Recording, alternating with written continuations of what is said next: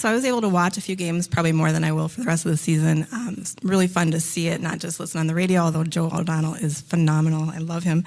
So I have a couple defense questions.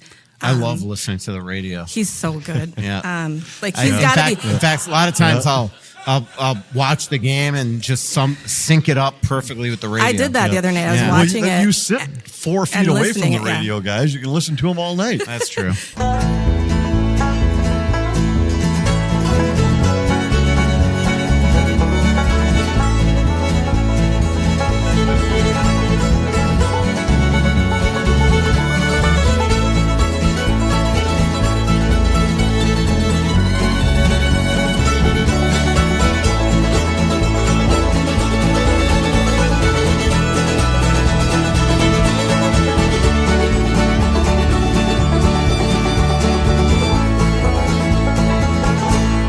Welcome back to Worst Seats in the House. Michael Russo, Anthony LaPanta, coming to you from LC's on this beautiful, brisk, starting to feel like hockey season Monday night.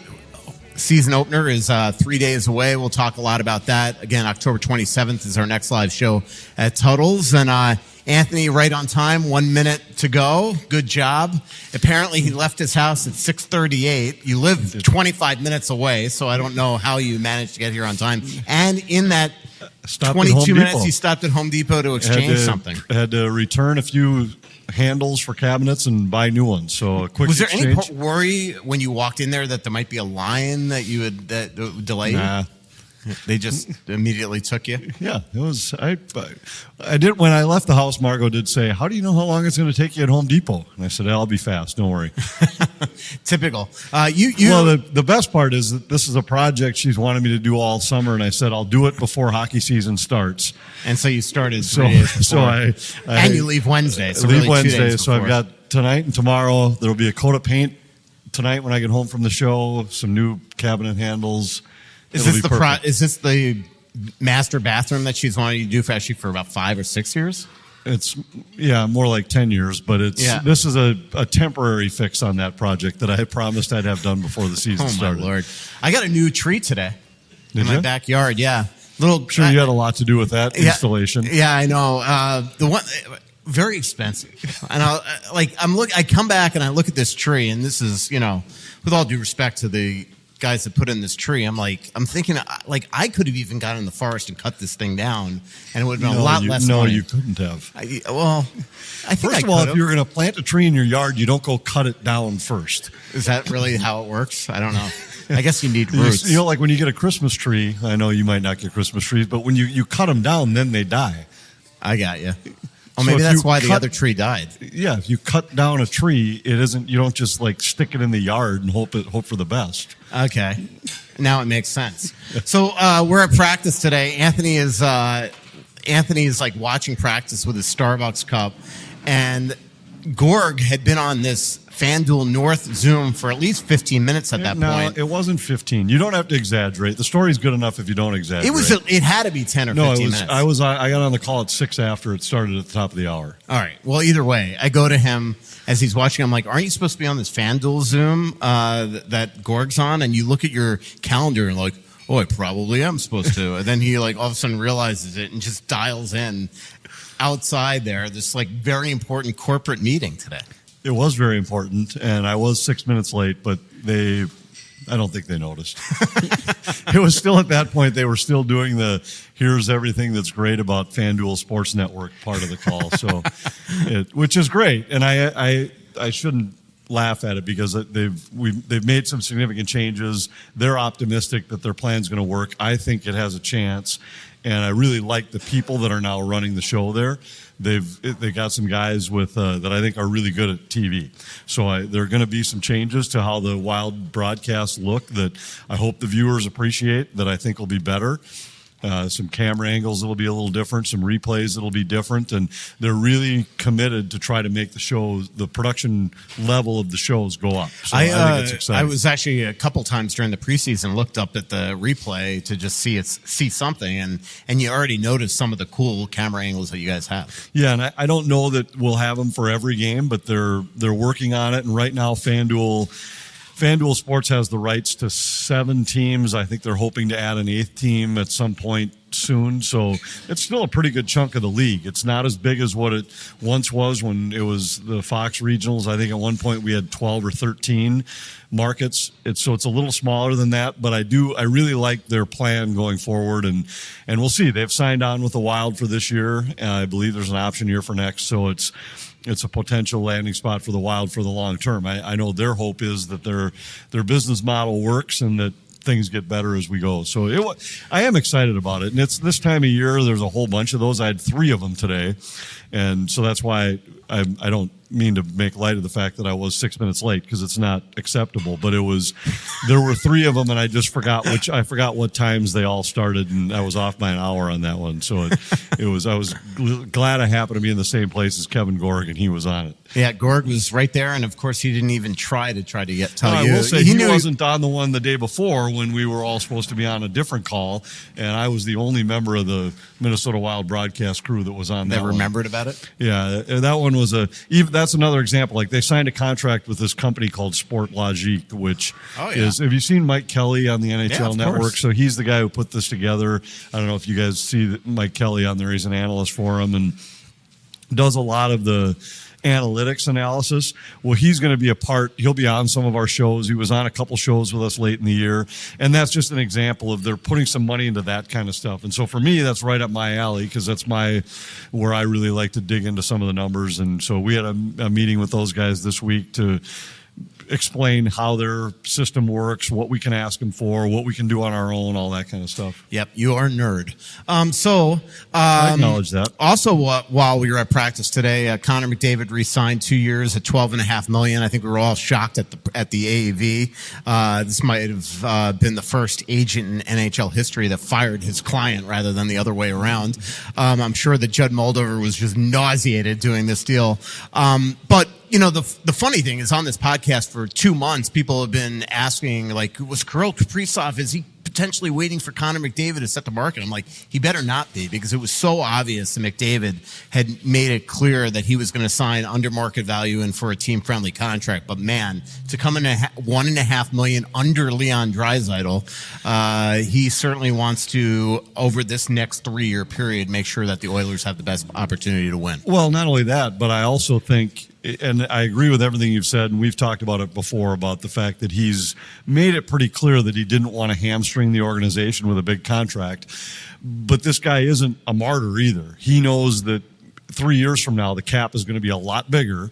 And now you can sign your 7 or 8 year, at that time it'll be a 7-year max, I guess. But he knows then he might be able to say, all right, now I'll do 7 times 20, because the team will be able to do it, because the cap will probably be 116, I think, that year, if I remember right. Well, no, I mean, next year it's supposed to be 104, but it's going to be more. And 2 years from now, it's supposed to be 113 and a half. Right. And so it's going to be 116 or 120 the year after that, which would be when then he'd be negotiating. Right. So it's now all of a sudden you're talking about, I think a lot of players right now are looking at it saying, well, maybe I'll sign my big deal 3 years from now when the cap is bigger.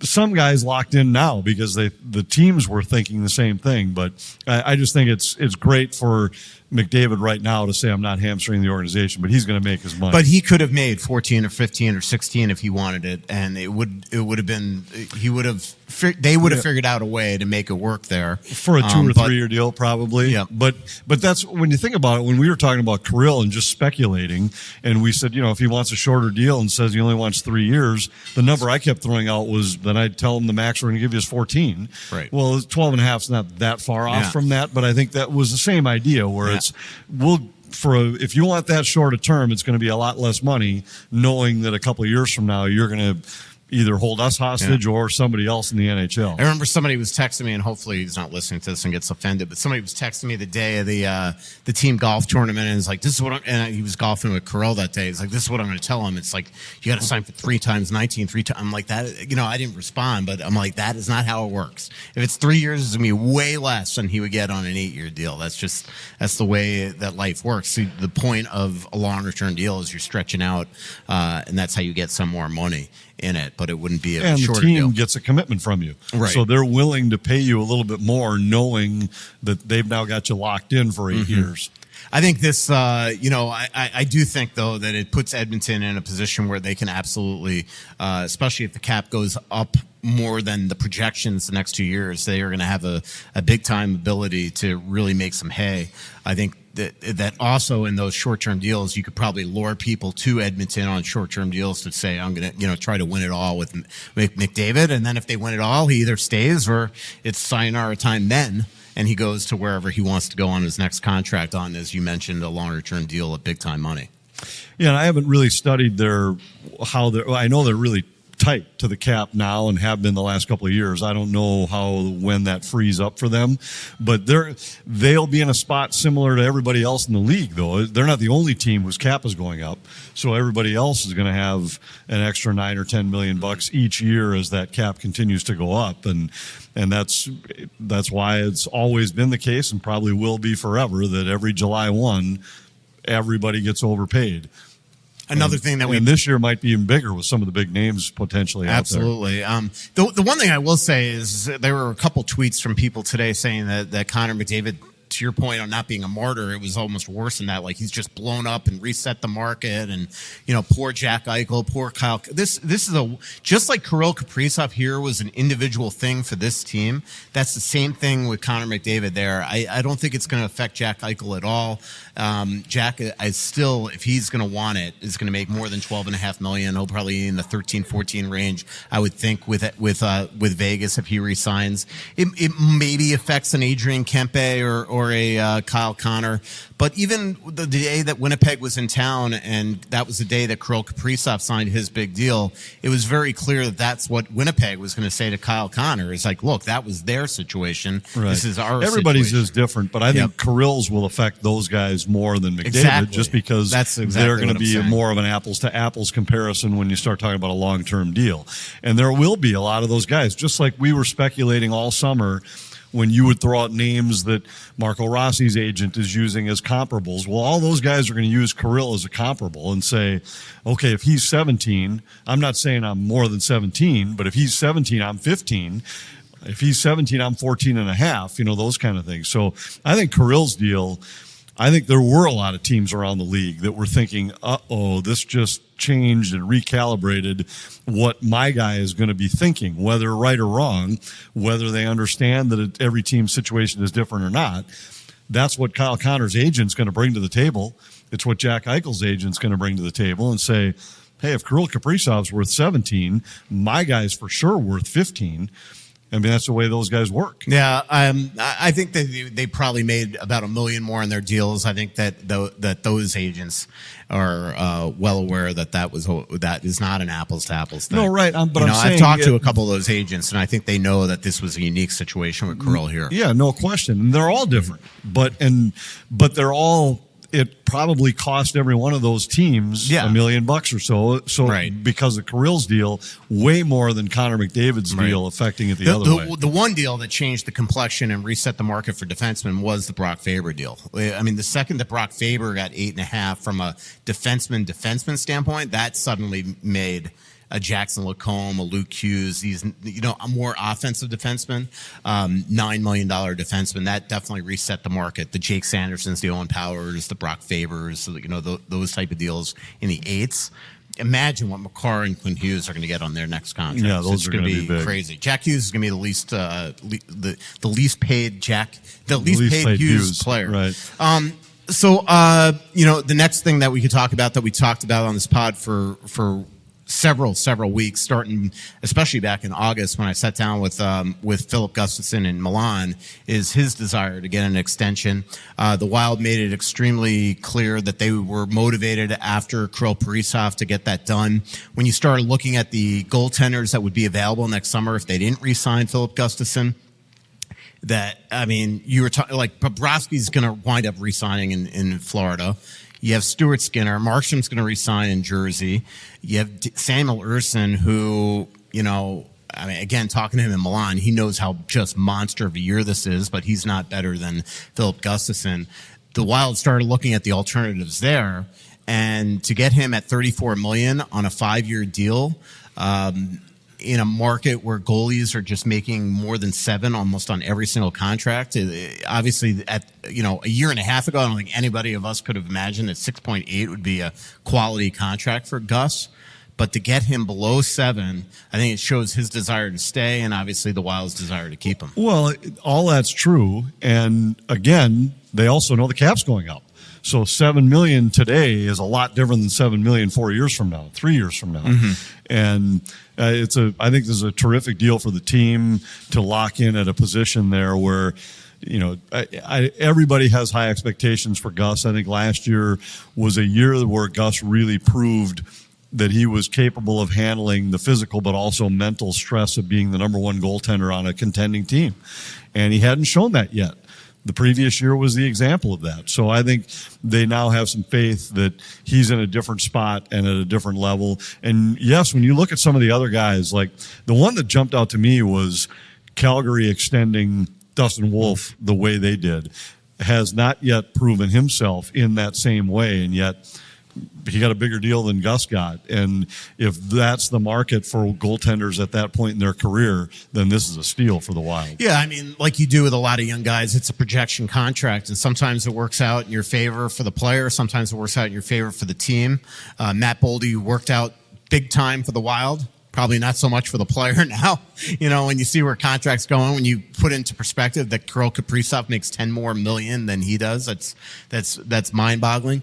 The Wolf thing, the only thing that scares me about him is when I chatted with him in Vegas, I had no idea his fat stature. He is not a big goalie. He's a small guy. You look at Saros, obviously a lot older, but it's hard to have a smaller goalie in today's day and age. Right, and that's why it surprised me so much. I mean, he's been good, but he hasn't been. Level. He doesn't look like your prototypical franchise goaltender. Yeah. So we'll see how that goes. But, the second Spencer Knight got 5.8. You knew that Gus was at a minimum going to be well over 6, and he does get, $6.8 million. So really, really, happy for Gus. He looked great in Chicago the other night. First goal, 2 goals, I don't think he loved, but man, in the third period, made 15 saves, was unreal late in the game, in a game where the Wild were pretty much in sit-back mode as Chicago pulled the goalie. Who looked awesome that game? Your guy, Connor Bedard. I watched 2 periods of it. I wasn't listening to it. I know it was the Chicago broadcast, so I wasn't paying that close attention to it. But I did notice there were a couple stretches in the game where he was so dominant. Yeah, and the Chicago broadcasters, when they were in St. Paul for the game the week before, or earlier in the same week, I guess it was, they said he really had stressed that during the offseason, and they said, I'll be curious to see if you notice it. And I got to say, that night in St. Paul, I didn't notice it. I didn't notice him most of the night. But I did catch it a little bit that night. And as I say, I wasn't watching the game that closely, but there were a couple periods or stretches, not periods, where I thought, holy cow, he looked like he dominated the game in a way I hadn't seen him dominate games before. Yeah, and another Blazer on that team is Frank Nazar, and he's going to be a good player. Oh my God, he's going to be a menace. He might be their best player right now, and he's somebody that there's a reason why after that World Championship, he went right on the radar for Bill Guerin and his staff for the potential of being in the Olympics. It's still a hard,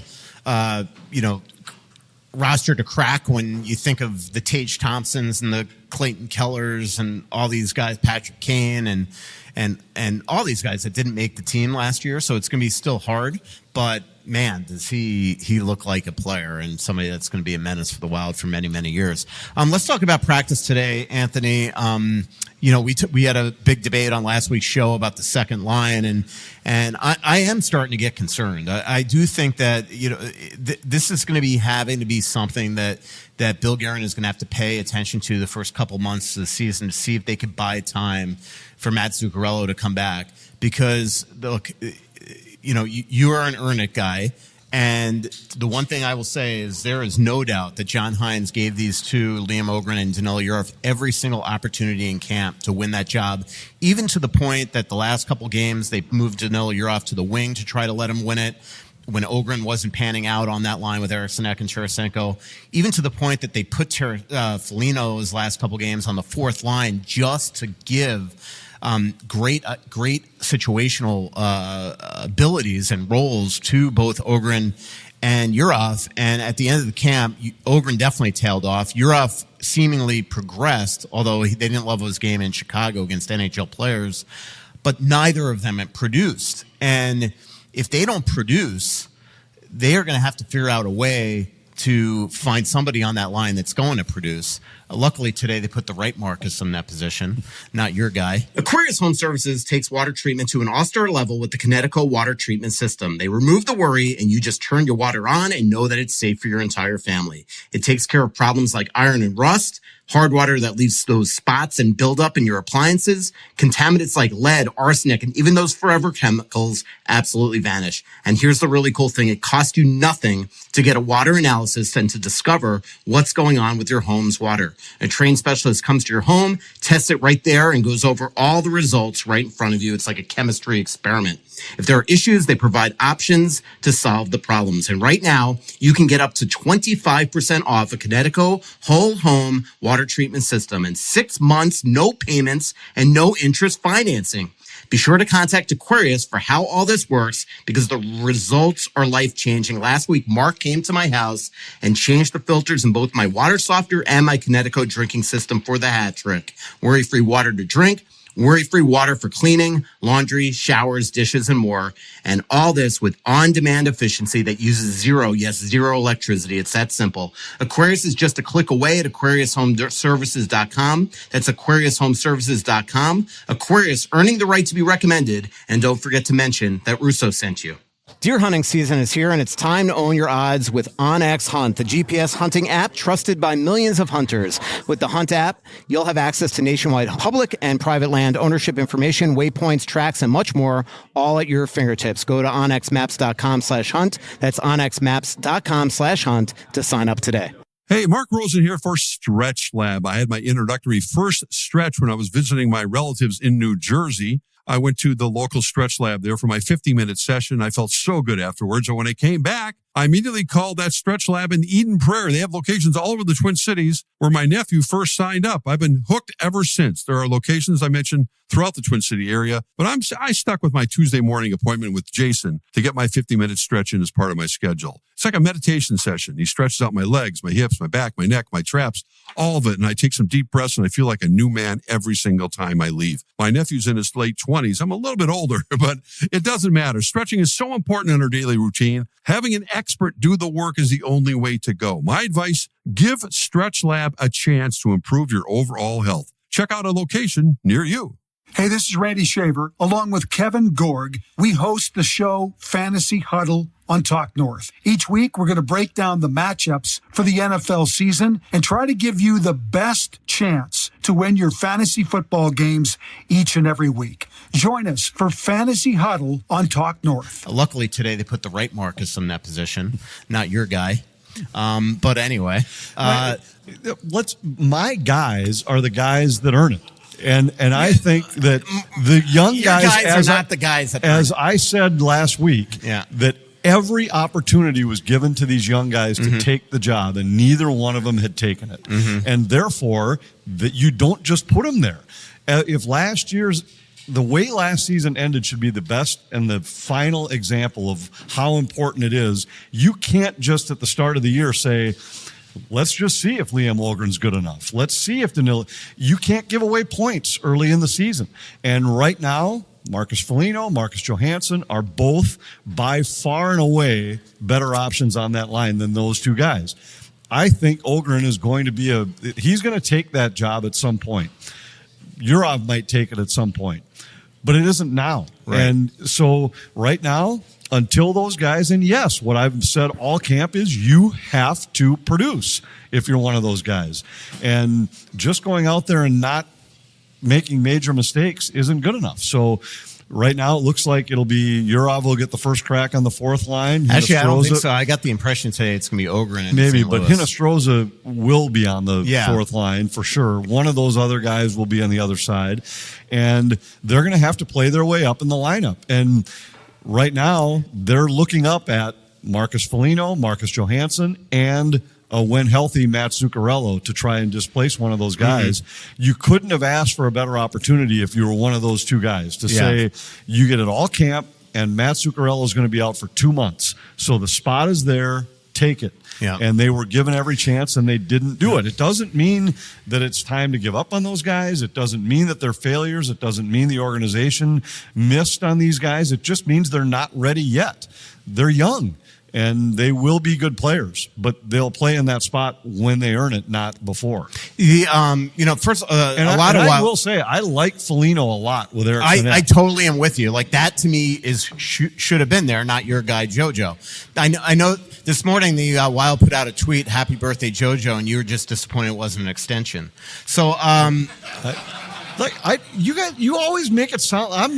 He's just saying. not my favorite player. So, I'm just saying you know exactly what he is. He's going to get. By the way, I've been 35 waiting to points. say that joke all day. That joke really has good. been on my mind so much today that I actually sent it to a front office member this morning with the tweet, with the joke, and he loved it. So that's the reason. Nice. That was my test. It was case. really funny. Yeah. But it's I'm just saying they all that, laughed. Yeah, I'm just saying that with Marcus Johansson, you know what you're going to get. You're going to get a guy he's responsible. He'll get 10 and he'll goals score, playing 82 games and on he'll that score line. 35 points, which is probably 25 more than the young guys would score right now. First of all, I'm with you on Foligno. Like, I actually like it for now. The one thing I'll say about the two kids today, just talking to them, is they both know. Like, I think that, like, Yurov knows that he's got another level that he's got to get to. And Liam completely, what scared me about my conversation with Liam today is that every quote was identical to what he said at the end of camp last year, when he basically is like, I want to make the team so bad that I was letting the pressure get to me and I just want to produce. And he said the exact same stuff today. And I think he is aware that he almost played himself off this team. Like, they really considered giving Hunter Haight that job. And if Sturm was not healthy, he definitely, Haight would still be here. But Ohgren doesn't have much leeway. He is going to have to start playing better. And it's not just producing. Like, the way that Yurov played throughout camp, like, there was just, from a two-way perspective, they just liked it a lot more. Right. And they feel trust in him. I think in St. Louis, they're probably going to go with the more experienced guy. But the question is, what happens from this on out? John did say today, that was interesting. He said it on the record in the thing that he will probably not have these two guys in the lineup at the same time. Well, for sure not on opening night. And I think that could change with injuries. And Vinny Hinostroza is a good player, but he's not a can't miss guy. Like, you can't win without him type guy. Right. So, I mean, he'll get the first crack. He was more responsible in camp than those two guys were. And I mean, Yurov's a responsible player, no doubt. But I will say, and then we can put the Johansson part of this to bed, is that's why the coaches like him so much. It's why they wanted him back, is because they know they can depend on him. He's a very responsible, dependable player. And that's what they need to see more of from the guys like Ohgren and Yurov before they're willing to just say, all right, let her rip, you guys are in. And not that it's not like they're making glaring mistakes, but it's got to be more than that if you're going to take that job. It can't just be that you made it through 18 minutes against a half NHL, half AHL lineup without any glaring mistakes. It's got to be like, all right, you made a play.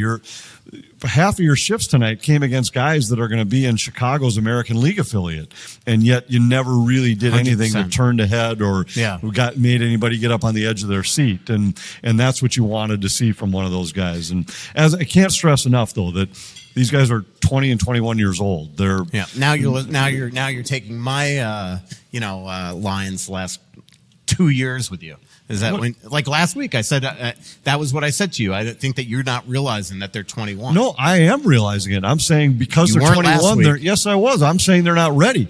You were saying you got to give them a chance so you know what you have. Based off your other option which is Marcus. We've seen enough. That's what I'm just saying. Yeah. Like there just comes a point where it's either go get somebody else or put somebody else there, but somebody on that line needs to produce. You can't play the entire year on the second line and have 35 points. That's not a team that's going to go and win a cup. Well, no, but the guy who's going to be on the second line is going to be Matt Zuccarello.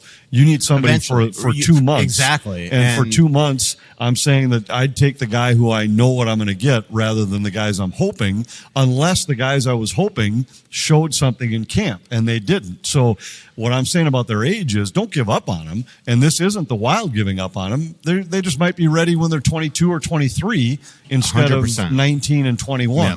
So you can't, there's nothing that says you have to give these guys that spot at 19 or 21 or else they're going to fail. It means wait, let them go to the American League for half a year and then come back. And now maybe you give them that spot when they're 23 years old, when they're more prepared. I did get some tweets and some comments I saw in the article today with fans talking about each of their ice time in Chicago. I think if you look at the situations in that game, I mean, that game, there were 4 power plays in the second period. The number 1 unit was on for all those power plays because they were unbelievable that game. So, that's why their ice time was down that game. I also think that Ryan Carter and I talked about it a little bit during what was the next to last preseason game, that it's important to get some confidence there too. So the veteran guys, the Kaprizovs, Boldy, Rossi, it's probably less important 5-on-5 for them to get a ton of minutes in these preseason games. But on the special teams, you need that power play to get opportunities against somebody else's kill. Even when you simulate it in practice, it isn't the same as going against somebody who's fighting for a job on the other side. So they needed some of that. They needed game speed reps, and you want them heading into the season with a high confidence level. So I thought those last 2 games were really important for the special teams to be good, and they were. They were terrific in the game at home against Winnipeg, and then they were good in Chicago the next game. Yeah, and we saw today in practice why you can't simulate it perfectly. You have some guys that are on both the power play and penalty kill, so right. So it's just sometimes hard to do it. Let's talk about the blue line now. That was interesting too. Talking to John today, I do not think they know 100% yet what their defense pairs are going to be in St. Louis. Obviously, one has to do with Jonas Brodin, but I don't get the impression from talking to him today that he necessarily wants to go with Bogosian on the left side with Jiricek. So could we wind up seeing Damon Hunt and Jiricek? Could we wind up seeing Damon Hunt with Bogosian? What's your guess right now? This is, again, assuming that Brodin's out. Right, and I think they're going to start with Bouillon and Spurgeon together and then play Bogosian on the left with Jiricek.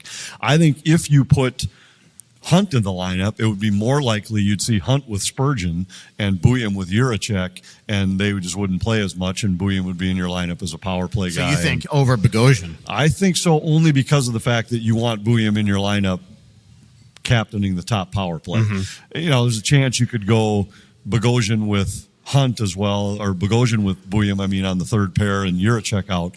That's probably the more likely thing. I'm just saying if Hunt comes in, my guess is you probably play Hunt with Spurgeon and then play Bouillon and Bogosian or Bouillon and Jiricek on your third pair. Probably opening night it would be Bogosian just because he's the veteran. Mm-hmm. But I have a feeling that I don't know. If he thinks that he can't have Ohgren and Yurov in the same lineup at the same time, do you think really that he's going to play Bouillon and Jiricek on the same pair? No, I'm saying I think on the road it'd be Bogosian and Bouillon for opening night in St. Louis, and maybe at home you could play with Jiricek. But that's why I think he's likely going to start the year with Bouillon and Spurgeon playing together and just see. But I guess what I'm disagreeing is I think Bouillon and Spurgeon are a lock, and that he would go Hunt Bogosian. I just cannot see any way at even strength he would go Bouillon Jiricek. No, I don't either. No, that you said that originally. I'm saying Hunt and Bogosian would be the third pair. Okay, originally you said Hunt and Spurgeon. Yeah, with Bouillon and Bogosian. Okay. So I'm saying if he plays Hunt, I think he plays him with Spurgeon, and then Bouillon would go with Bogosian. I think you misspoke. But if he doesn't play Hunt, I think he's going to start with Bouillon and Spurgeon, and just play Bogosian on the left or something. I don't know. I have a feeling he wants to give Jiricek an opportunity. I think they saw enough from Bouillon in the last couple games where they want to at least give him a shot to play with Spurgeon. But it was a week or so ago, I remember talking to John at length about it, and at that time, he wasn't convinced that they had seen enough from Bouillon to put him in the top 4, but they have seen enough from him on the power play to know they absolutely want him in the lineup and absolutely want him, even if it's playing 10 minutes on a third pair if you know he's going to quarterback the top power play. The one thing that John keeps on saying about Boyum and Yuracek is that they're both going to be works in progress in terms of their defensive play at even strength. But man, Boyum the other night on the power play, that was something to be seen, because it's your guy JoJo. He is the.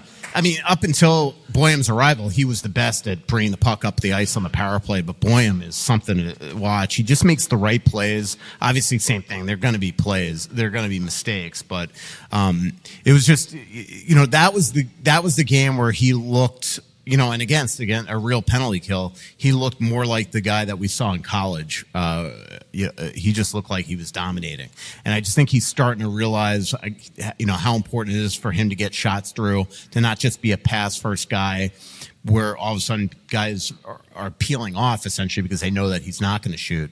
I think it's good to have that. And man, it was really nice. He looks like the player that they knew they had when they drafted him. He looks like the player all these scouts have raved about. When I think I said it on last week's show that I've talked to a bunch of the scouts of other teams that we see at the rink a lot. And hey, what do you guys think of Boyum? And they throw out these names like Quinn Hughes and Cale Makar. And you just think, holy cow, if that's who these scouts, who obviously saw those players at this point in their career, if they're seeing similarities there, the Wild have a pretty special player. Yeah. So Brock Faber, I wrote about him today. And by the way, there's a mic up here if you want to come up and ask questions. You don't have to be invited. But Brock, I wrote about today because it's really fascinating. I mean, he's in the first year of his big ticket contract. And yet he's not going to be on the power play. And there's very few number one defensemen in the league that I could think of really ever that just wasn't a power play guy. But the one thing I like about it is they are going to try to really have him take license of the penalty kill. He was really going to try to take ownership of it as well. But it's also, if you look at his analytics, and you're a big analytics guy, is that the last 2 years, now 2 years ago he had an excuse because he's playing with broken ribs. But, last year it did look like he tired out in the second half. And their hope is that if you lessen his ice time, and one way of doing that is to keep him off the power play, that it's really going to help elevate his game, both at even strength and on the penalty kill. And he seems to be, he did say that at first it really got in his head that, because a lot of defensemen are just, especially when you make a lot of money, they're judged based on points, whether you like it or not. And then he got to play with Slavin, and the recognition that he got at the Four Nations, it really showed him how important you could be, and it reminded him that his number one goal as a player is to keep the puck out of your net. Right. And he seems to be really fine with the fact that right now, that obviously there's going to be situations where we're going to see him out there, but right now he is not starting on the power play. Right, but look at Slavin, or look in your own lineup and look at Jonas Brodin. He was on the number one pair for Sweden in the same tournament, and he hasn't scored ever in his career, and takes pride in the fact that when Connor McDavid comes to town, he gets Jonas Brodin on every shift. When Nathan McKinnon comes to town, he gets Jonas Brodin on every shift. I mean, you don't have to look very far to look at another guy who's made a name for himself in this league. And really, Brodin might be as similar to Slavin in role on a team as there is in the NHL. And I remember early last year talking to some people about wondering if Brodin would be in the top six for Sweden. I was like, top six? He's a no-brainer for this team. And they started naming other Swedish defensemen, and I'd put him behind him. And I was like, all those guys you're talking about score more than Jonas Brodin, but none of them defend like him. And sure enough, when that tournament starts, he's on their top pair playing against the best in the world for 22 minutes a night. And was outstanding to the point that I've got to think he's an Olympic shoo-in. I agree. For that.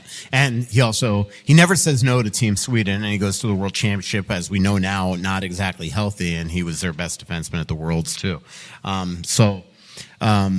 I just like Faber's attitude, and again, he just shows why a lot of us, maybe it's changed now with $136 million in the bank with the Kirill Kaprizov, but I think why a lot of us think that he might be the next captain of the Wild, but obviously that's subject to change as well. Question? Yeah, thanks always, guys, for doing these shows. They're appreciated, the podcast. Everybody's eager. We're starting the season. I think I heard a moment ago, Mr. LaPanta, that you're the analytics guy. Does that make you, Mr. The Russo, dinosaur. the vibes guy? I'm just the dinosaur. You getting ready for Movember? Yeah, let's go. You see Dylan over there? He got confused, thought it was this month. It's okay. Some I think guys, Dylan's been some working on guys that like, since July. Like I want a head start. It's Yeah. okay. Looks good. Yeah, but the true Movember is you're supposed to shave it on October 31st and start clean. Let's go. All right, I'm in. All right. We'll give it a I shot. did Movember once. Yeah. Let's all do it. That was pretty. We have a good picture. You mean greener? It is about the conversations that you start with that thing. Mm-hmm. But so I'm curious to learn among kind of two groups, the faces that are new to us on the Wild and the faces that we know for a long time. What are one or two guys that you're most eager to see how things play out for them? So guys that are on the roster, new to us, guys that we've seen, who's ready to pop it, and who are you eager to see play? So thanks. Yeah, for me, Buyam among the new guys, because I think really up front the only new guys are Ohgren and Yurov, and I think they'll both be guys that will be better at the end of the year than they are right now. Tarasenko, you kind of know what you're going to get, I think, with him. But Buyam, to me, is the guy that he has a chance to be a major impact player on a team that really has been looking for an upgrade on their special teams on both sides for a number of years. But I think this power play has a chance to be one of the top 5 or 6 in the NHL with now Buyam running the show at the top. And that's a big difference. If you're talking about a power play that's 25-ish% rather than 20%, that it doesn't sound like a big difference, but it really is.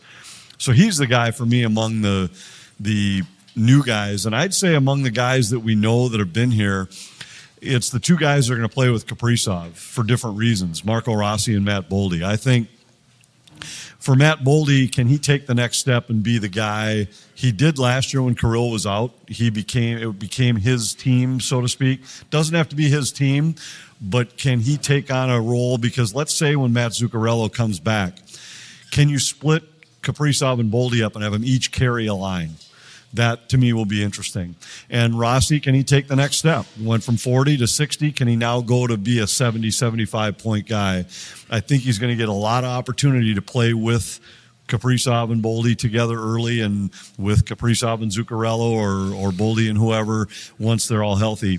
He's going to have a chance to be with those guys all year.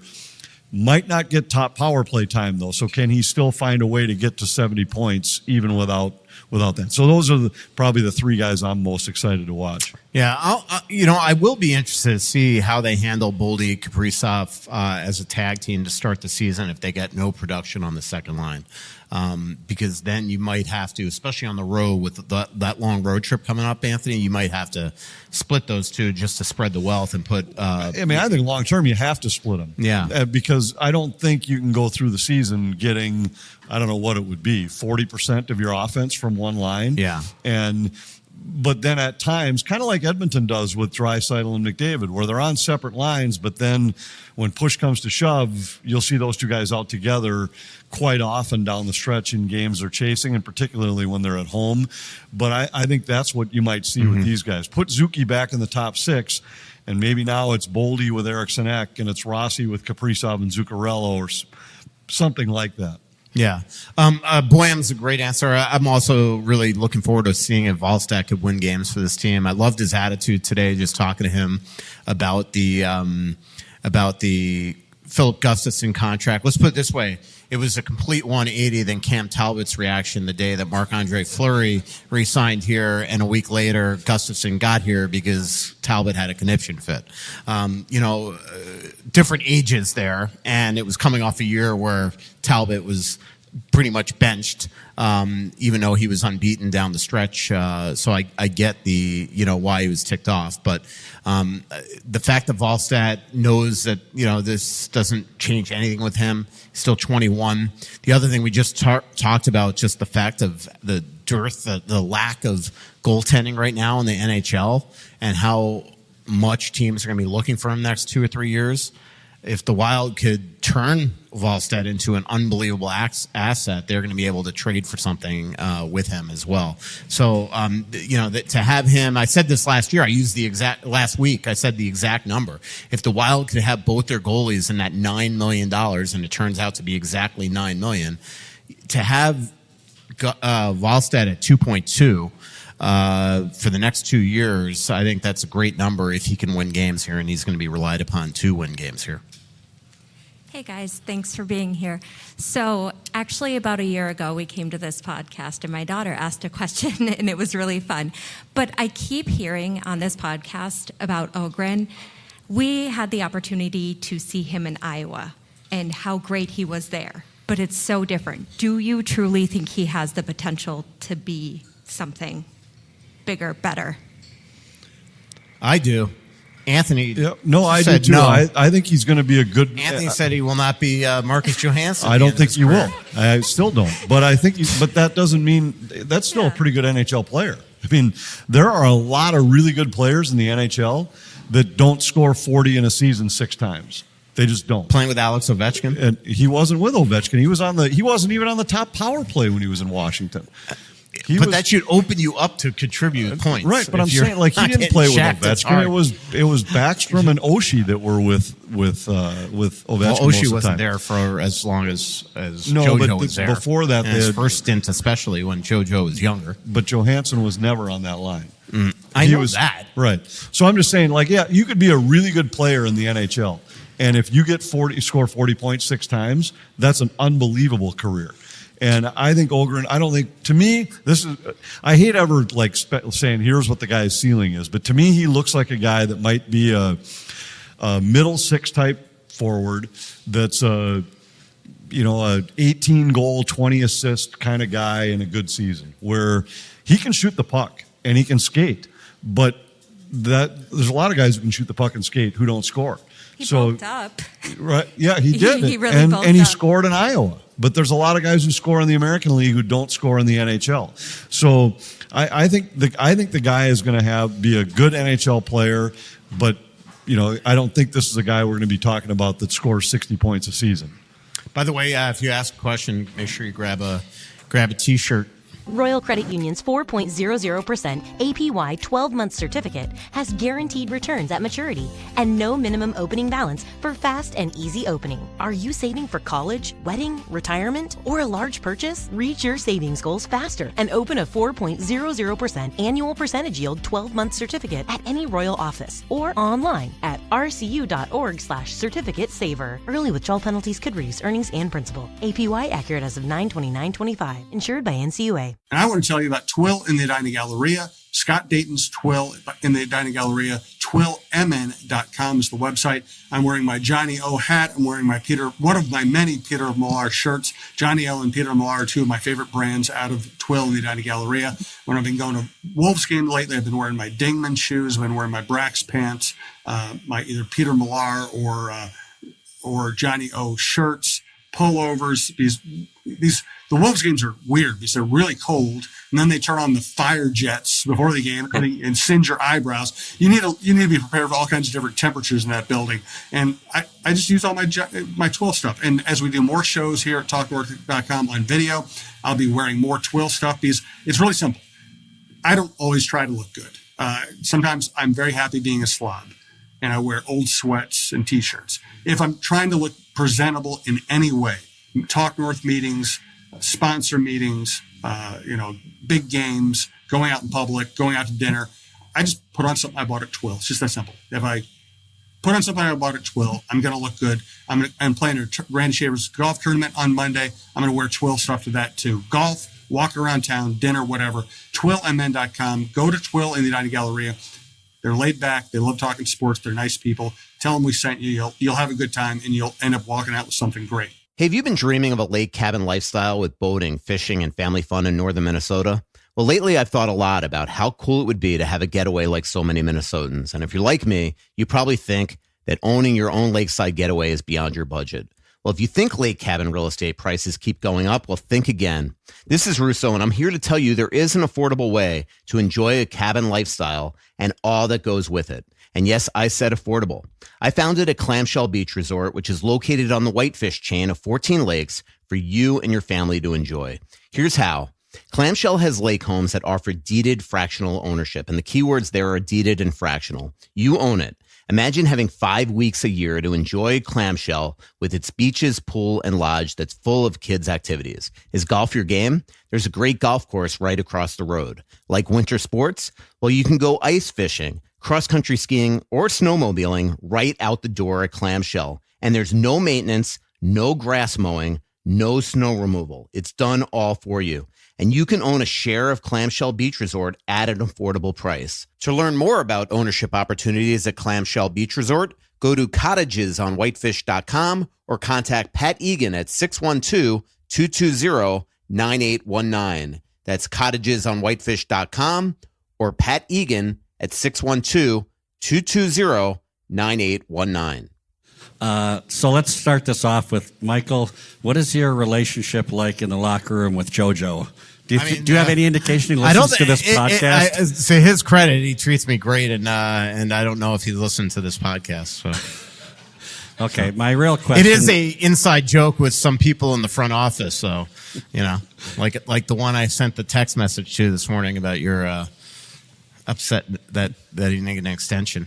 I did realize after I sent the text that when you sign a 1-year deal, you're not allowed to sign an extension as a UFA until after July 1. So, January 1, January 1. So, question about the salary cap going up. I see it as maybe an issue in a few years with teams that will be haves and have-nots.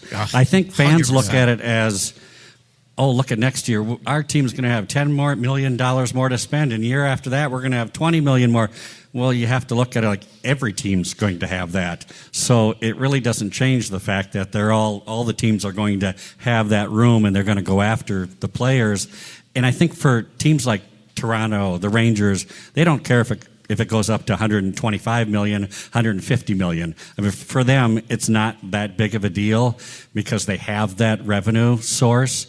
But I just see so many teams where the owners now, in 2 years, 3 years, are they going to have that revenue coming in to afford to pay an extra $20 million, $30 million a year?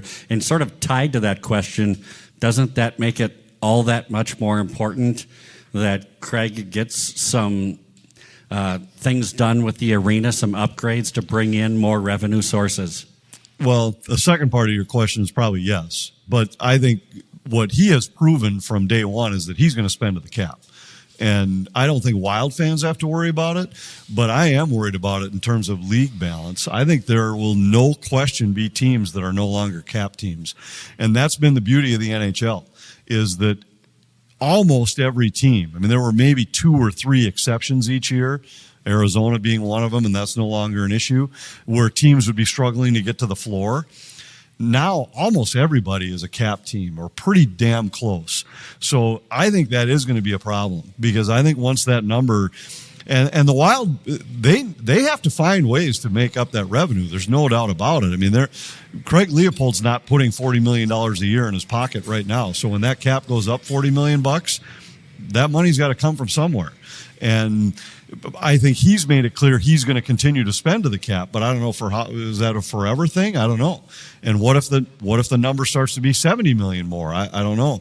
So I do think it's an issue for the league. Now, there's likely to be an influx of cash for all these owners with expansion, and that can help to bridge that gap for a few years, but eventually you're going to get to a point where there's going to be some markets that might struggle. And if you're 20, the Wild saw it last year because of injury, what it's like to try to play against somebody when you're $25 million underneath them in terms of the roster you're fielding. It makes a big difference. Yeah, totally agree. And you're right. I mean, there's a lot of teams right now that aren't right now going to be at the cap. And there's a lot of teams that are owned by extremely rich people. I mean, Colorado is one of them that's not going to be a cap team most likely, and they're owned by the guy that owns Walmart. Like San Jose has like $45 million in dead cap space. It's crazy. And remember, Ryan Arizona was in that spot for a few years. Yeah. I mean, that's when they moved to Utah. It's amazing how their landscape changed. And I've talked to some people in their organization that said it's so much fun to be around a team that is no longer paying everybody else's bad contracts off each year just to get to the floor. Do you think that any of that $40 million is going to come out of the play-by-play guys' salary? I already got the inside email saying all of us have to have bag lunches for a while to help pay Kirill's salary. That's funny. Question. With the season starting this week, can we get a brief preview of the division, maybe the conference? Yeah. The division's going to be good. Oh, man. Totally agree. I mean, I think Winnipeg, I'm with you. I think they're going to take a bit of a step back. I mean, they just depth-wise are not nearly as deep as they were. And they had everything break right for them last year. Yeah. I still think they're a good team, but they're not going to win. They're not going to be a President's Trophy contender. Dallas, I don't think is as good, but still good. Yeah. I think St. Louis is going to be better. I do. I think Nashville is going to be better. Utah is going to be better. Chicago is going to be better. And so when all those teams, somebody has to take a step back. I mean, not everybody can have their point total go up when you're playing 4 games against each of those teams. So those points have to come from somewhere. Now, granted, everybody could beat up on the Pacific a little bit, which I think the Central is a step ahead. But man, I think it is going to be a lot tighter top to bottom in the Central Division this year. Yeah, I totally agree with you. Dallas, I think, is still the best team in the division. But like, especially now that Heiskanen is healthy, I think they're the best team. But I don't. Last year, I thought they had the roster that was built the best, and I'm not so certain right now. I wouldn't pick Colorado to win the Central this year. Yeah. Well, I think even like Dallas, like you look at them and you just wonder, like in those big games, if they're equipped still to do that. But like Jim Nill will figure out a way to address issues that he sees here. And I will say that's my excitement about this season with the Wild is that they didn't have any ability, especially last year, to make any in-season moves that would help when they found deficiencies in their lineup. And right now, like. I just think this second line, the fact that Yurov and Ohgren have not seized that, and Foligno, we know, is probably not your long-term solution until Matt Zuccarello gets healthy. Because of the pressure to get off to a good start, I could see Bill Guerin have to pounce right away and try to find some sort of, point producer to put there. Especially if you start slowly. If they start a little slowly and because the point I made earlier, remember last year, they got off to a great start, had that great early road trip, went 5-1-1 on a 7-game trip. And they should have won in Philly. Right, and it really set the tone for the whole season. A team believing they could win on the road, believing they could come from behind, had all that going.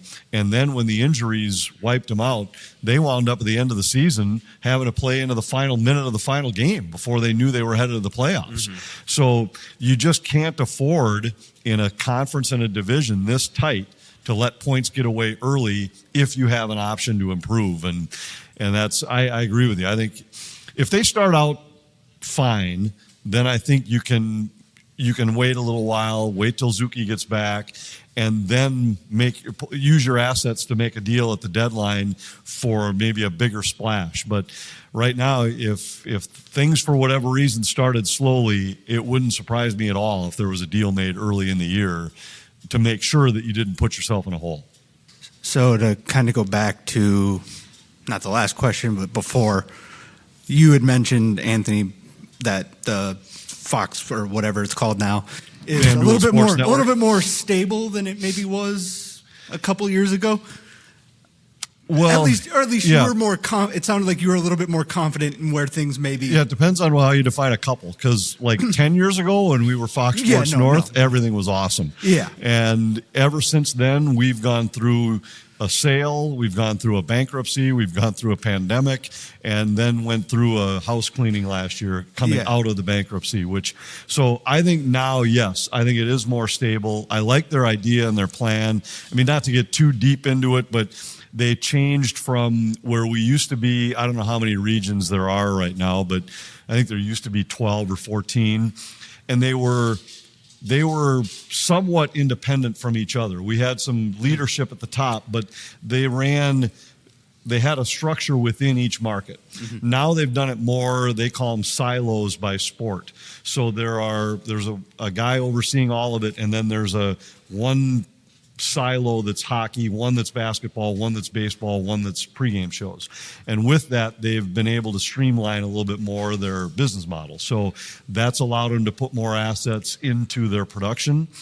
They've also streamlined some of that where we're using some remote facilities for some of it that, it's a lot more technical than you probably need to know. But bottom line is they had to redo their business model where they're not a part of as big a company as they once were. When we were a part of Fox's empire, we were really one of the more consistent sources of income that Fox. It wasn't the biggest, but it was the most consistent. And so when Fox was looking to raise some money for a lot of different reasons, we got sold. And, then there was a resale, all that stuff. So it's been a tumultuous about 10 years. Yeah. And I think right now they seem to have a plan in place that might be I'm the most optimistic that it will be a stable path in the future as I've been in a while. Yeah, because my kind of follow-up was like, I don't know about everybody else here, but the local 11 baseball team and their situation, kind of annoying. Yeah, and believe me, that was the Wild and the Timberwolves both. They were discussing doing the same thing if FanDuel didn't come back with a plan that I think it's best for all the teams if FanDuel Sports Network survives. I agree. It's a great source of income for all the teams to just have somebody write them a check rather than take on all the risk yourself. I think the Twins probably, they knew it going in. The other baseball teams that had done it didn't come anywhere close to making what the rights fee was, but those teams also had FanDuel brought this on themselves. They declared bankruptcy and went back to a bunch of the teams and asked them to take less money than what they were owed. So it isn't like FanDuel was an innocent player in this. So I think right now there's a really good chance that this works. If it does, it would be great for the Minnesota Wild because they need to, we were just talking about the income streams. If that goes away and all of a sudden the Wild are now taking on all the risk and all the cost of their own production facility, that's challenging. And if the team doesn't do well and you're trying to make up production costs with ad sales, that's a tough deal. So right now the risk is taken on by FanDuel. They're writing a check for a rights fee. They're banking on that they're going to make that money back. And that's a better spot for the team if assuming the business plan works and you keep getting the checks. I'm always, fascinated by the teams, and I think there's one in town that do the subscriber base, because especially if you do monthly and don't get that money up front, if you suck down the stretch, if you have a fire sale at the trade deadline like some teams do, how do you now get people to subscribe that last month or two of the season? Right. It just seems like huge risk. That is the risk that the regional sports network takes on is, again, not to go too deep into but the business model for the regional sports networks was always subscriber based. Mm-hmm. It was when you wrote your check to DirecTV or to Comcast or whoever was your provider, that a chunk of that money went to the regional sports network. And the ad sales were a nice supplement, but the primary source of income was subscribers. And so if the teams take it on, they have to then match that subscriber fee because they can't make up the production costs with ad sales. It just doesn't work. And now there are other models out there. We've got a friend who's involved with Victory Plus that they have the rights to the Stars and the Ducks, and their model is to give away the games free and then try and make it up with targeted ad sales. And we'll see if that's oversimplifying it. But Dallas's viewership went up, but I don't know if the business model provided the kind of income that a normal rights deal could. That's yet to be determined, but their plan is intriguing, and we'll see. The landscape is changing. Weekly is an exaggeration, but it's changing month to month, where teams are waiting on the side to see how this all plays out. Everybody, the whole cut the cord mentality is really interesting, but for live sports, there is no substitute. Everybody wants to watch the event live. Somehow, some way, somebody's going to figure out a way to get the games to the viewer and turn it into a profitable business. They just will. I don't care how you watch your movies or your TV shows or anything else. Live events, sporting events, people want to watch live. So somebody's going to figure out a way to make some money doing it, and all the teams are waiting to see what that is so that they can probably get back to what they used to do, which is just cash a check from a rights holder. Yeah. The victory thing is, to me, still fascinating because, from an old newspaper guy, once you give it away for free, it's hard to pack that back in. And, even at The Athletic, remember when we started The Athletic, it was always, ad free, ad free, ad free. And you're like, that is never going to work. And then we slowly introduced, even though we have subscribers, slowly introduced ads on the site. And at first people were ticked about it. And now it's like just there and nobody even notices. So, right. And I think, and Victory, to be clear, they are paying rights fees to the team. But they're trying, saying their business model is yet to be determined. Can they make enough money? Yeah. Because they don't have subscriber fees. So can they make it back in this targeted ad model?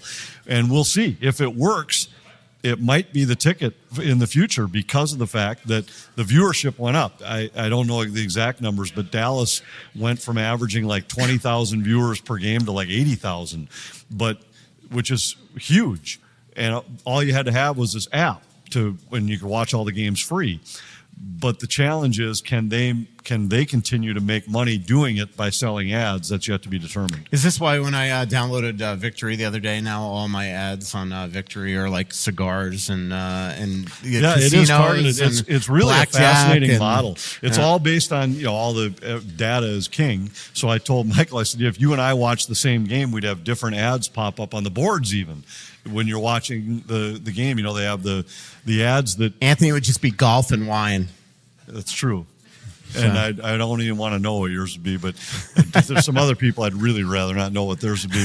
But it is interesting because, like, if you guys watch a Wild game on FanDuel Sports Network, the ads on the board are the same for every one of you. But if we watch on this Victory Plus model, it's very targeted. And then some of them they can sell. It's like only when this many people are watching at the same time, it's in the rotation, that kind of stuff. It's really interesting. Fascinating. But it's yet to be determined if it'll work. Hello. Hi. A couple more questions and we're going to wrap up the show. So I was able to watch a few games, probably more than I will for the rest of the season. It's really fun to see it, not just listen on the radio, although Joe O'Donnell is phenomenal. I love him. So I have a couple defense questions. I love listening to the radio. He's so good. Yeah. He's got to be. In fact, a lot of times I'll watch the game and just sync it up perfectly with the radio. I did that the other night. I was watching it. You sit 4 feet away from the radio, guys. You can listen to them all night. That's true. So I do have a question. I have a couple of comments. So it's defense related. So Damon Hunt was a great surprise. I remember thinking how solid he looked when he was here before. So that was a pretty cool move. And then William, kind of on what you were already saying, was so fun to watch. And he looks like he's got great chemistry with the big guys, with like our team superstars. So really fun. My question though is, and I might be a little sentimental, but first of all, so Jurasek, I don't say his name properly. Juracek, thank you. He obviously. You're always sentimental. Last week you loved Bogosian, but it was very clear to me you loved Middleton. Middleton, I have to admit, he did great on that gorgeous Kaprizov Boldy deal. That was a beautiful play. So, and I have to keep my notes, otherwise I'll forget. So Jack Johnson, so he also seems solid. And people like I think maybe even Ryan Carter had mentioned too. So he looked great. I thought he reliable, and I think would be like team friendly, what you guys call like team friendly price point, so to speak. So when I think about how Jurasek is younger and obviously can spend time in AHL or what have you, seem like there's turnovers like a lot that end up in our net, and doesn't mean like Anthony was saying that he's not going to be better, but why not have somebody like Jack Johnson who seems to have all these pluses? Maybe you guys can explain, because I just don't know like the sausage making part of it on why he couldn't be, because he made it right to the end. I mean, the thing with Jack Johnson and Juracek, it's sort of definitely apples to oranges, because the reason why right now, and this is really unique to the Wild, is that most teams are always looking for right shot defensemen. Well, the Wild had almost too many with him. They had 4 right shot with Brodin hurt and only 2 left shot. So they brought in Jack on this PTO. He's 38 years old. He definitely looked like he was slowing down. He's been sort of hanging on, by a thread the last 2 or 3 years of his career. Well, they brought him in here, and I think even though they didn't always say it, I was sort of always writing it, even as far back as the summertime, that at the end of camp, they would look at waivers and see if there was just somebody way younger that was also a left shot when Brodin was out, and they especially traded Chisholm. So in this case, Juracek it's irrelevant to the Jack Johnson thing. They looked at Jack Johnson, and then they looked at a 22, 23-year-old Damon Hunt, same exact what would have been the salary, $775, and they went with the guy that has a long-term future. It doesn't mean that Damon Hunt's going to be here forever. Eventually they are going to, Brodin's going to be back healthy, and if they're healthy as a blue line, they are going to have to make a decision. Do they carry 8D? Do they send Juracek down? If they carry 8D, at some point, they're probably going to need an extra forward, so that Hunt could wind up back on waivers, and if that's the case, he very well, like Travis Dermott last year, could go right back to Columbus and sent right to Cleveland. Well, and this was the rare spot where the young guy on waivers was a guy they knew quite well because he had started in their organization. It doesn't happen often that it's a guy on waivers at that age in his career that you had for 3 or 4 years in your system. So they knew what they were getting in Hunt. And I like Hunt. He has a low upside compared to David Juracek, but I like him as a player. And I think he'll be a guy that can count on in a lower set on your defensive tandem. Yeah, probably. Probably. Yeah. The question was, does this mean Jack might retire? And I would say most likely. When you've gotten the entire summer and nobody has signed you, maybe Columbus brings him back, but the reason why Damon Hunt was on waivers in the first place is because there were 7 one-way contracts ahead of him. So, there's going to be injuries. I haven't talked to Jack. Maybe he's working out, but most likely I would think this is it. But he is just an extremely respected veteran, so maybe somebody that has injuries brings him in as a 7th guy. But this made all the sense in the world to me to get Hunt on waivers. And the second they took Hunt on waivers, you knew that they were going to release Jack. Last question of the show. Well, I got about 13, 14. Okay, that's good. For a while. Anthony, got a pen? Yep. Going back earlier, you're talking about Yurov. Does he just seem like he's thinking too much? In practice, does he have an explosive first step? I don't know that I'd say anything he's done has been explosive, but at least in the games it hasn't been. Yeah, and even in practice, I'm just kind of thinking about what I've watched, and there hasn't been anything that wowed you. Where, like, even Liam Ohgren will make a couple plays every day in practice where you'll be like, okay, well, the puck just came off his stick in a way that it doesn't come off a lot of guys' stick, or strides through the neutral zone. Where Yurov he looks. I don't know if it's that he's overthinking. It's hard to know because they don't know him all that well, and we haven't had a chance to watch him play a lot, and nor has anybody in the organization because he wasn't in the American League. Maybe. It could be that he's I think skating has always been adjust. something that people have questioned with him. He's kind of an upright guy, so sometimes maybe it looks a little awkward. But I do think that stuff can be fixed. I wrote about this in my Yurov story. Dorofeyev, which is another one of his guys, his clients, he goes to the same Prentice camp, and the one thing that Rick Camero, his agent, basically had requested essentially in the last 2 or 3 years is try to help him gain a step or two on the ice. And as stronger as Dorofeyev's gotten in the gym, it's on the ice where they've really noticed that his skating has gotten better. And we've seen that throughout the years. Nino Niederreiter is somebody that skating was always an issue. And you saw power skating coaches, and he just got better and better. I think we're seeing it with Trenyon right now. So, this is, as Anthony said at the top of the show, this is 21 years old. At the end of last season, he had the ankle injury. So who knows how much he is. Everything's new to him. That's the other thing with Danila Yurov. This guy's living in I almost said the hotel. He's living in a hotel here for weeks, Boyum's been told to go get a place, and Joe will have where that is. It's really cool coming up. Where Yurov has not been told that, so he is not a permanent fixture on this team. And and just even talking to him today, everything is new to him. Everything is uncomfortable to him right now. I asked how's the hotel. He's like the windows don't open. Stuff like that. It was like I actually laughed, but you could actually see he was serious. He's like, I'm living in a hotel. I can't even open the windows from this hotel. And I've been there for a month and a half.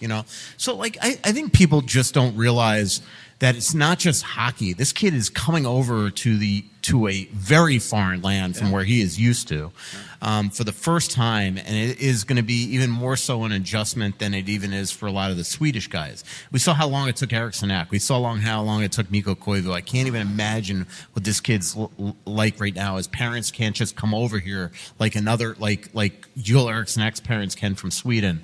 There's something else in Danila's life that's personal that I think I was alluding to that I wanted to put in the original story. It's not in there yet, but that's also probably creating unbelievable stress in his life. I think him. To me, hockey is going to take a bit for him because of all this other other adjustments going on. Yeah, and in one of your stories today too, you said something about Hunter Haight. They really look at him as being a good center. Yeah.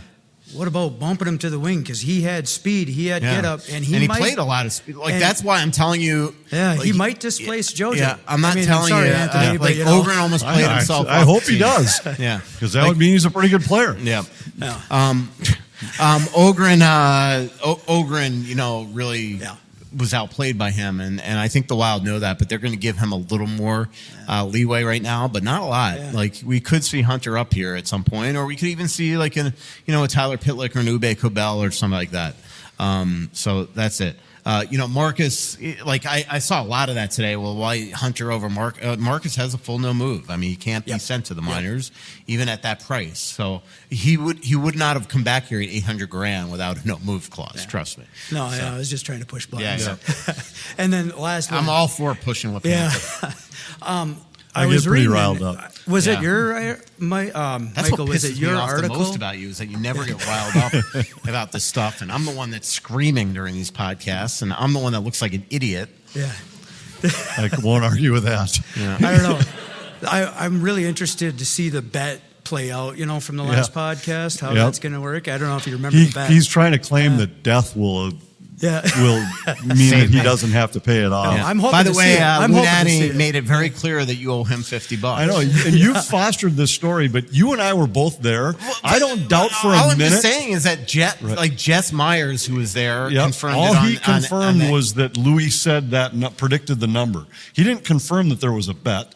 And I don't remember, you were. I'm sure and it was Gorg $50 also confirmed that Louis threw out the number. And to Louis, I would bet Louis when it comes to money. He's got a better handle on any of that than I do. Way more money. And way more money. But I don't, this, we've talked more about potential salaries this summer, and you know this to be true because we've worked together I never talk about guys' contracts. I don't even know I never used to even pay attention to what Wild guys were making because it didn't matter to me. All that mattered was the line chart for that night. When I do a game with Louis, I make sure I look at the other team's roster to know what every guy's making because I know at some point during the show he's going to bring it up.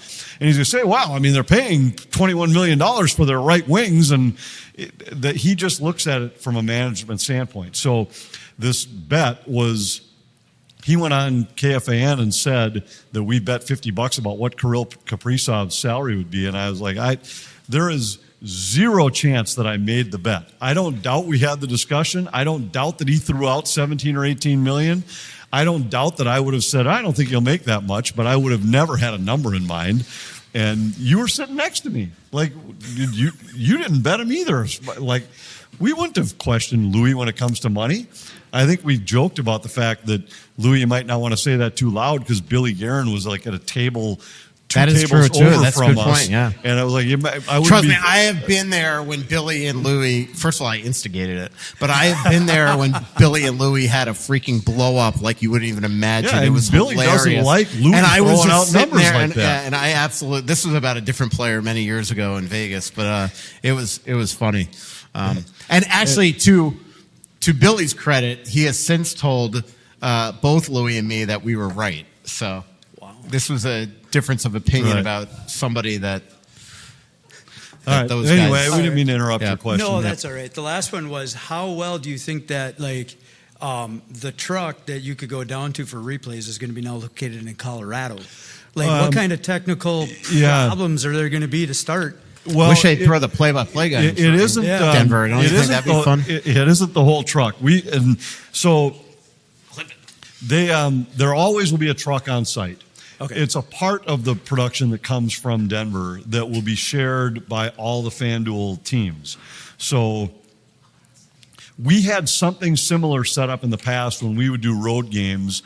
A lot of times our producer would be in the truck in, let's say, Dallas. Our director and our graphics people would be working in our office in Minneapolis. And so but it was every region had their own of those. Yep. Now they said, let's just build one, and now we can have a graphics operator that. The challenge, I think, is going to be, we have a graphics operator now that might be doing a Wild show tonight, a Nashville show tomorrow night, a Dallas show, well, not Dallas because they're not one of our teams, but St. Louis the next night, Carolina. Where we all have our own look. So we all have our own style, and now this guy has to know all of them. So there will be some challenges and some growing pains for sure, but I think there will always be our crew in the truck. And one of the other things you're going to see is we're going to travel our pre- and post-game people now to road games. And actually, instead of having a studio back here where they're not at the site, this will allow more access and a little bit more connection to the team. And so I think it's all going to be good. And they're doing that in all the markets. So I think there's a lot of things I like about what their plan is.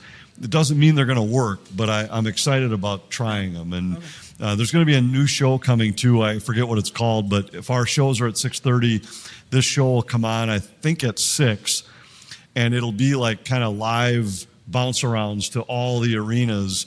And you might see, like, let's check in with Kevin Gorg in Dallas where the Wild are going to face the Stars tonight. So you get kind of a taste of what's happening all over the league. Yeah. Which I kind of like that too. They have the ability to do it. They've got a truck in all these venues. Why not tap into that here's a coach interview, here's a player soundbite, whatever, and that other networks don't have. Kind of reminds me of what you were saying, media, like print media now, like they have universal editing desks and things like that. Everything's streamlined now. This was a long show. It's school night. We're actually losing people. Yeah, it's because we had good questions. Yeah, exactly. TV 101 was this show. Happy to provide a little insight. There is an app, I believe, that helps you sync radio with TV. I'll see if I can figure that out. Yeah, check that out. Thanks to our incredible sponsors and for joining us at the Aquarius Home Services studio. Our next live show is October 27th at Tuttle's. Aquarius Home Services, your local authorized dealer for Connecticut water treatment systems, clamshell beach resorts, Onyx Maps, Tuttle and Edina Galleria, Royal Credit Union, and Stretch Lab. Thanks, everybody, for coming on out. Thanks for coming.